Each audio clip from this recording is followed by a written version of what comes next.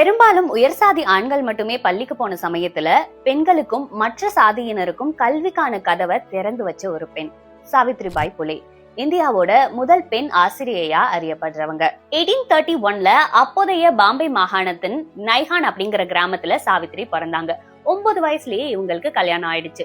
இவங்களோட கணவருக்கும் அப்ப சின்ன வயசுதான். இருந்தாலும் அவர் அடிப்படை கல்வி கற்றிருந்ததுனால சாவித்ரிக்கும் சொல்லி கொடுக்கிறாரு. அதுக்கப்புறம் அகமது நகர்ல இருக்கிற ஒரு கிறிஸ்தவ கல்லூரி நிறுவனத்துல ஆசிரியர் பயிற்சி பெற்றாங்க.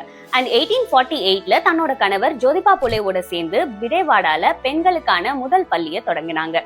உயர் சாதியினரோட எதிர்ப்புக்கு மத்தியில தான் இது எல்லாமே நடந்துச்சு. சேறு, சாணம், கற்கள், முட்டைகள்னு இவங்க மேல வீசப்பட்டுச்சு. இருந்தாலும் மனம் தளராம தன்னோட பணியை தொடர்ந்தாங்க.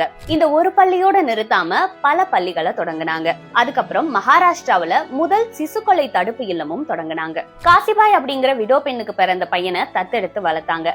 அவரை டாக்டர் ஆக்கி சாதி மறுப்பு திருமணமும் பண்ணி வச்சாங்க. பல எதிர்ப்புகளுக்கு மத்தியில தான் இந்த திருமணமும் நடந்துச்சு.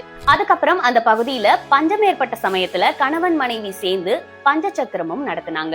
1897ல பிளேக் நோய் பரவுன சமயத்துல தன்னோட பையனை வச்சே ஹாஸ்பிட்டல் தொடங்கினாங்க. அந்த சமயத்துல பிளேக் நோயால பாதிக்கப்பட்ட 11 வயசு சிறுவனை 8 கிலோமீட்டர் சுமந்துட்டு போய் அந்த பையனோட உயிரை காப்பாத்தினாங்க. ஆனா அதுக்கப்புறம் இவங்களும் பிளேக் நோயால பாதிக்கப்பட்டு மார்ச் 10ஆம் தேதி இறந்துட்டாங்க. அப்போ இவங்களுக்கு 66 வயசு. இந்த தகவல்கள் எல்லாமே இவங்கள பத்தின ஆவணங்கள்ல குறிப்பிடப்பட்டிருக்கு. 1998ல இவங்களோட நினைவா இந்திய அரசு இவங்களுக்காக தபால் தலையும் வெளியிட்டாங்க. இவங்களோட ஸ்டோரி எவ்வளவு இன்ஸ்பைரிங்கா இருக்கு அப்படிங்கறத கமெண்ட்ல சொல்லுங்க.